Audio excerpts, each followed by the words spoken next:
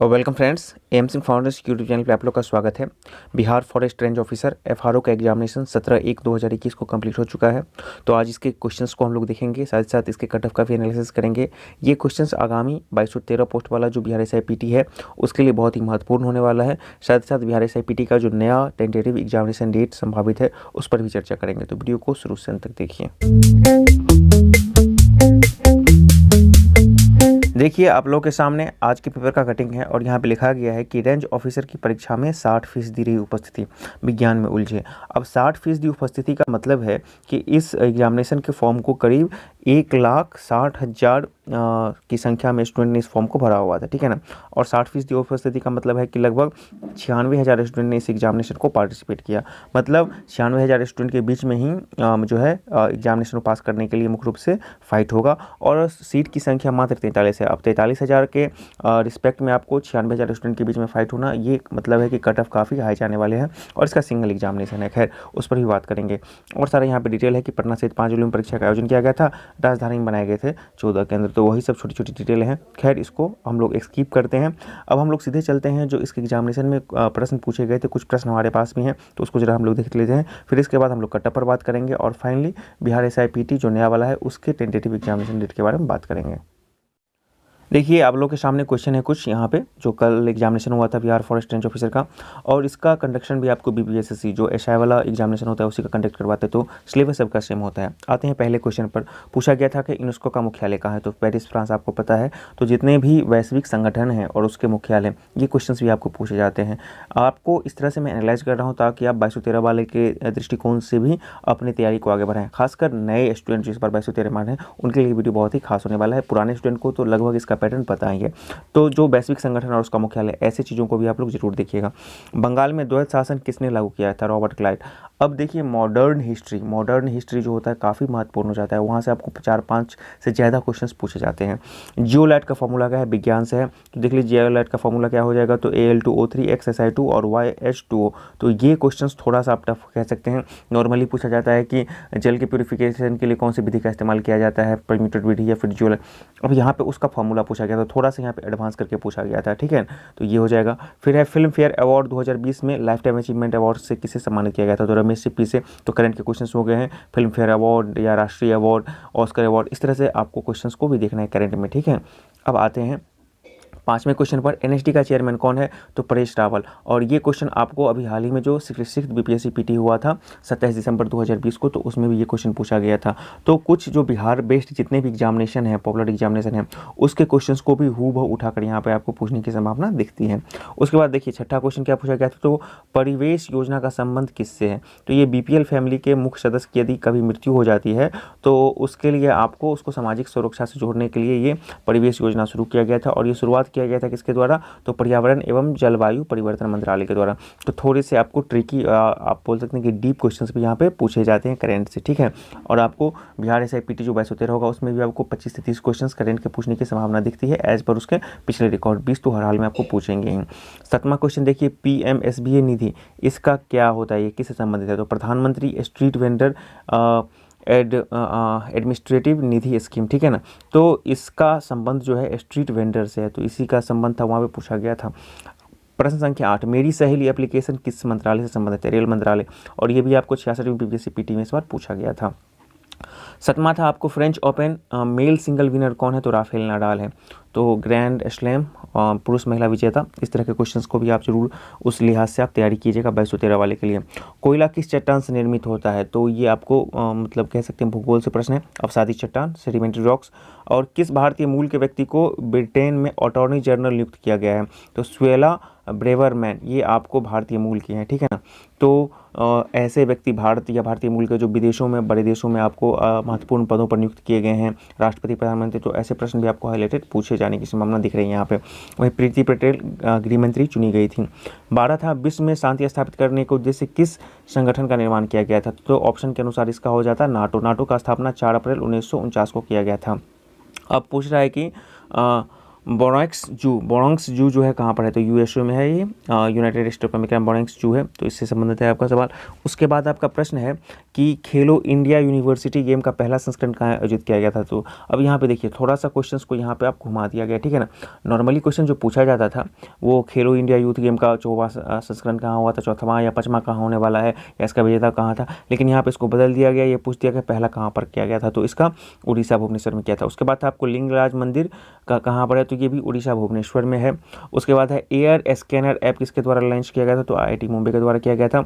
ये क्वेश्चंस आपको अधिकांश जो है वर्तमान में एडिटोरिया का जो पीडीएफ निकला था करंट के लिए और कोई बुक था उसमें शायद आपको मिल जाएंगे।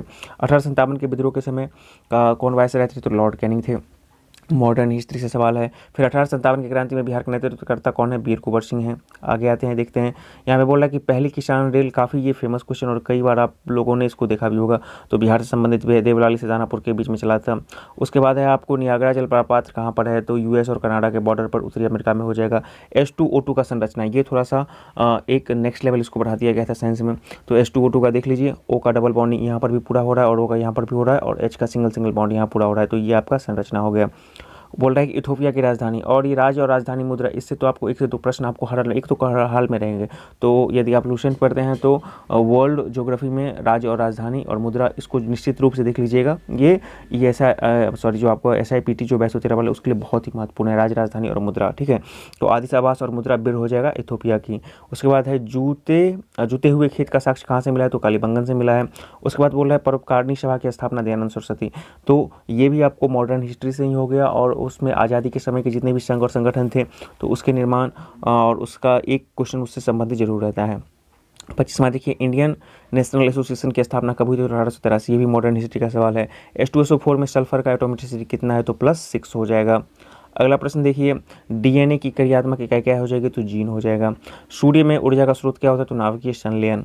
उसके बाद मैथ से भी क्वेश्चंस थे, ठीक है। यहाँ पे हमारे पास कुछ ही दो ही क्वेश्चंस है, मैथ से भी रहते हैं और आपको SIPT में भी 5 क्वेश्चंस मैथ से होंगे, हालांकि बहुत सिंपल क्वेश्चंस होंगे वहाँ पे, तो इसमें भाग देना था तो इसका इतना हो जाएगा। उसके बाद एक एवरेज से क्वेश्चंस था कि राम मुंबई से पुणे 20 किलोमीटर प्रति घंटा की रफ्तार से जाता है और 30 किलोमीटर घंटा की रफ्तार से लौट जाता है, और पूरे सफर में उसका एवरेज तो 2xy बटा x+y, तो इसका 24 किलोमीटर प्रति घंटा हो जाएगा। तो ये आपको क्वेश्चन है।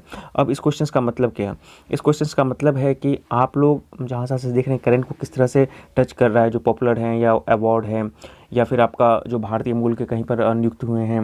वर्ल्ड के जो फेमस देश हैं, चाहे अमेरिका हो गए, ब्रिटेन हो गए, ऑस्ट्रेलिया हो गए, फ्रांस हो गए, इजराइल हो गए, तो ऐसे क्वेश्चंस को भी वहाँ पे कुछ महत्वपूर्ण घटनाओं जो करंट से जुड़ा हुआ, तो जहाँ से भारत का जो है एक तरह से बोल सकते हैं कि दोस्ताना संबंध है, तो वहाँ से क्वेश्चंस आपको पूछे जाते हैं। तो इस तरह के क्वेश्चंस को भी आप जरूर करते रहिएगा करंट में। करंट बहुत ही महत्वपूर्ण होगा 213 वाले के लिए, साथ ही साथ आपको वर्ल्ड हिस्ट्री से जिसमें कि मॉडर्न हिस्ट्री बहुत ही महत्वपूर्ण होता है, ठीक है ना। मॉडर्न हिस्ट्री जिसमें इंडिया का परिप्रेक्ष्य बहुत महत्वपूर्ण होता है, राष्ट्रीय आंदोलन हो गया, और उसके बाद भारत का भूगोल, वर्ल्ड ज्योग्राफी से आपको मतलब राज्य राजधानी मुद्रा, ऐसी चीज़ों को आप लोग निश्चित रूप से करें। 2213 के लिए आपको समग्र रूप से तैयारी करना होगा, ये नहीं देखना होगा कि 14 को एग्जामिनेशन है या आगे बढ़ गए हैं, लेकिन जब तक आप समग्र तैयारी नहीं कीजिएगा इस बार सफलता बहुत ही मुश्किल होगी, क्योंकि ये लास्ट एग्जामिनेशन है इस तरह से ओपन वैकेंसी का। तो चलिए अब उस पर भी चलेंगे, लेकिन पहले कट ऑफ जरा जान लेते हैं इस FRO का। कट ऑफ की बात जहाँ तक करते हैं तो ऑब्वियसली आपको पता चल गया वो काफ़ी टफ एग्जामिनेशन होने वाला है। तो रेंज ऑफिसर में मैथ और रीजनिंग के कुछ प्रश्न रहे थे मुश्किल, ठीक है। तो रेंज ऑफिसर फॉरेस्ट गार्ड का 43 पदों का रविवार को सर के विभिन्न शहरों में परीक्षा में हो गई। परीक्षा शांतिपूर्ण संपन्न हुई। प्रथम पाली में 100 अंकों में से 50 हिंदी के पूछे गए थे और इनमें परीक्षार्थियों को क्वालिफाई करना जरूरी है। दूसरी पाली में सामान्य अध्ययन से प्रश्न पूछे गए थे, इसमें इतिहास, भूगोल, राजनीतिक शास्त्र, विज्ञान, करंट अफेयर के प्रश्न थे और 300 अंकों में से 300 अंकों के 100 प्रश्न पूछे गए थे। परीक्षा में नेगेटिव मार्किंग का भी प्रावधान है।